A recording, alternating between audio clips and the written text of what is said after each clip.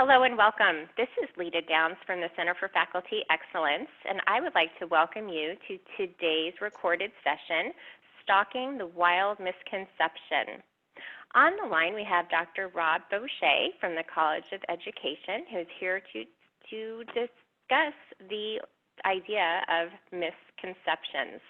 I do want to say that this presentation is part of the Walden Summer 2020 National Faculty Meeting Breakout Series. Welcome, Dr. Fauché. It's so great to have you on the line. Very glad to be here. This is a fun topic. Okay, I think we can get started. Here's one of my favorite quotes from Will Rogers.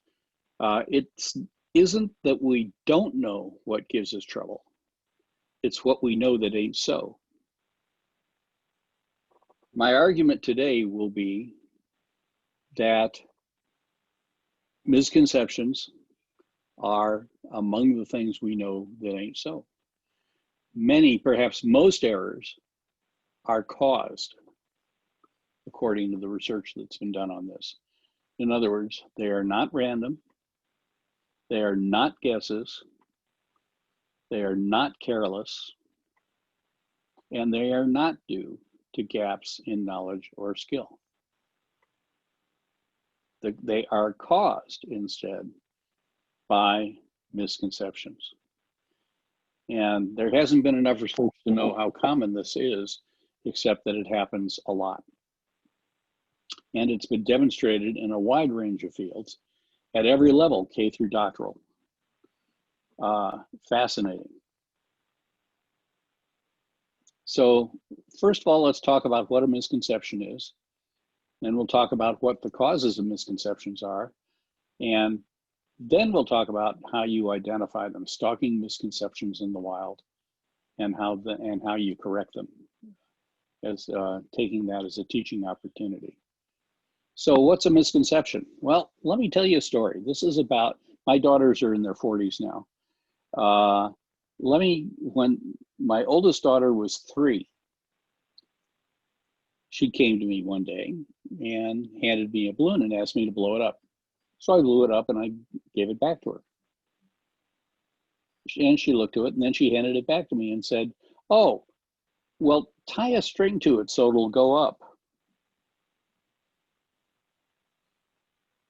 Now, you think about it for a moment. From the point of view of a 3-year-old, that explanation makes perfect sense. It actually makes better sense than all the abstract mumbo jumbo that you learned in high school physics about why balloons really go up. In other words, a misconception is not the absence of knowledge. It is knowledge. Making sense of prior knowledge, and especially personal experience, is how you acquire conceptions and misconceptions.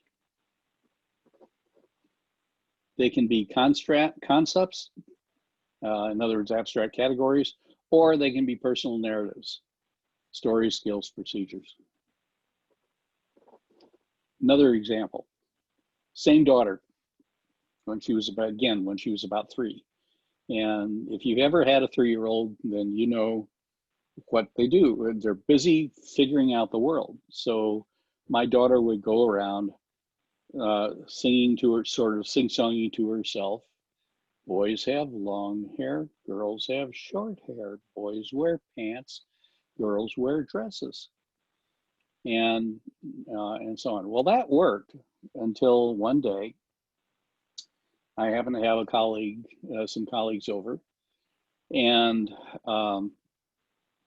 one of them was a physician who had hair that went down to his shoulder blades. And he had some earrings too, by the way. Okay, so our daughter came over and walked around him and looked and looked and looked. And then she went over to mommy and she said, "Sometimes boys have long hair too."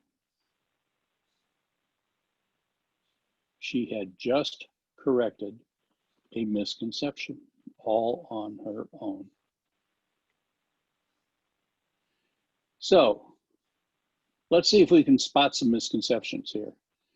Well, we asked our live audience to answer some questions. Here's the first one. Interactive whiteboards are best for visual learners, but auditory learners need verbal explanations. Most people agreed with that. Interestingly enough, it's a misconception. Why? Because ain't no such thing as visual learners and auditory learners as such. In other words, this is one of the common formulations of learning styles. There are over 40 of them, but this is one of the common ones. And it's based on a misconception about how the brain processes information. It is indeed true that there is a verbal perceptual channel, and there is a word perception channel. The word perception channel can be either listening or reading.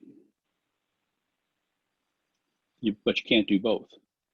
You have to if you're going to comprehend words, you have to do it. You can only do one stream of words at a time. So the correct way of interpreting that research is to say everybody needs both. In other words, you need visual information, graphics and the like, and you need verbal information. And it doesn't matter whether the verbal information is spoken or written, you can only do it one way. Let's try another one. Hypothesis number 2 is confirmed at the p less than 0.01 level. We asked that one too. And most people, thank goodness, understood that that's a misconception. It has to do with misunderstandings about the meaning of a p-value. A few years ago, the American Psychological Association appealed to its members to write articles about misconceptions surrounding the meaning of a p-value and publish them in their journals of whatever field they were in. And this is one of the most common ones. A p-value does not tell you about effect. Effect size tells you about effect.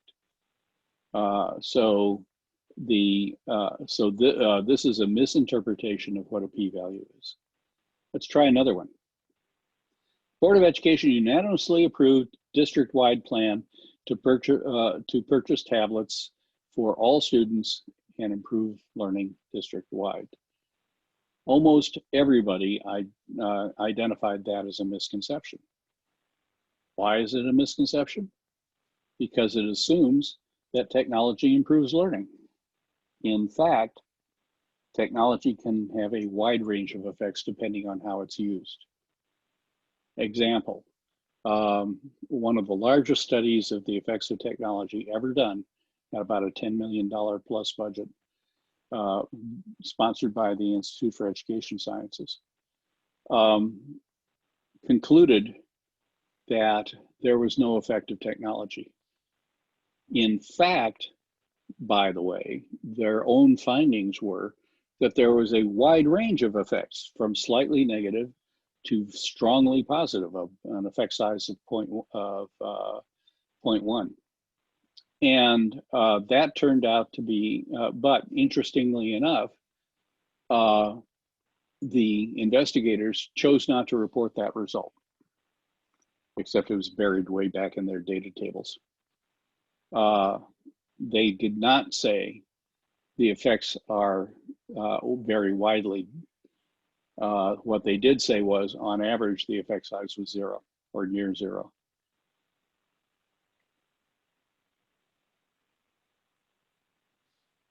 So let's talk about another kind of misconception, that having to do with deep understanding. Again, remember, misconception is a flaw in the knowledge network for deep understanding. In other words, deep understanding means having a knowledge network. And that has to do with the way in which your knowledge is organized. It's the relationships between concepts. And there are two things that can go wrong with those relationships. One is overgeneralization. In other words, there's a link in your knowledge network that shouldn't be there. And the other one is undergeneralization. In other words, there's a link that should be there but isn't. Turns out we know a lot about how to cause them, how to cause both of those kinds of errors or misconceptions. Easiest thing to do, teach with just a definition and no examples. Or teach with a definition but use only one positive example. Those will reliably cause misconceptions. Don't bother discussing contrasts and inferences or implications or why questions. Those are the kinds of questions that you ask in order to build a knowledge network. If you don't do it, the knowledge network never gets built. Another way of doing that, same idea. Teach each topic in isolation as if the other topics didn't have a relationship to it. And also, but important, by the way, is to relate not only to prior knowledge, but also to prior experience, personal experience. And another thing, don't explain how the knowledge is used. Why? Because students will organize the knowledge for the purpose of a particular kind of use. And if they don't know how it's going to be used, then they don't know how to organize it. And another one, be in a hurry. Don't allow time for reflection. Give the students time to think about it and put it all together. That's very important. Most misconceptions result from these causes. Stated differently, I would argue these are common teaching errors. And you can cause damage by committing them. Correcting misconceptions is hard. Students, anybody really, is very reluctant to let go of a misconception. Why? Because it's a lot of work to reorganize your knowledge structure by fixing the misconception. People are very reluctant to do that. And furthermore, as an example, there was a very interesting series of studies done with with first year college engineering students and first year physics majors. And what they found was that in both cases, they had misconceptions that they had acquired in elementary science classes and would not let go of them. In point of fact, one clever researcher was able to demonstrate that students are quite able to carry in their heads simultaneously two incompatible concepts about any principle they were being taught. And what do they do with it? They don't say, one's a misconception and the other one isn't. What they do is to say, this is what I have to know to pass the test, but we all know this is what's really true in the real world, in my own personal experience. And that's how they got the misconception. So they carry them both simultaneously. How do you do this? How do you identify and call out a misconception?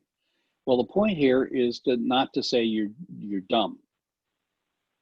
The point here is to say you figured out something creatively but you just misplaced it, misplaced the understanding, that's all. But you did make sense out of what you were learning. So then the next thing you can do is to say, okay, if that's true, then how could this also be true? That sets up a cognitive conflict. Next one, get students involved in troubleshooting their own peer misconceptions, their own and peers' misconceptions. In other words, hold your fire just a little bit and say, okay, how many other people believe this? And I'll bet you find a bunch of people in the class believe it. Where did that come from? How did you learn that? And you'll get some fascinating answers about what the cause of the misconception was. Then you can say, okay, how do we fix that? And now it becomes a troubleshooting activity, and everybody loves that kind of learning activity. Makes for great class discussions. Another thing you can do, use negative examples as evidence of a misconception. In other words, don't just deal in terms of definitions of misconceptions, deal in terms of examples of misconceptions. And then that sets you up perfectly for the cognitive conflict question. Well, okay, if that example is true, then how could this other example also be true? And that leads you to alternative explanations and examples. And again, best is to get your students to articulate those rather than for you to just give them. So then then the final thing here is call for self-assessment of the changes in the understanding. Okay, before this conversation, what did you believe and how have you changed your beliefs now? And you can assess for deep understanding with arguments that use the corrected deep understanding. In other words, now what's the relationship? Now what do you think the relationship is between this and that?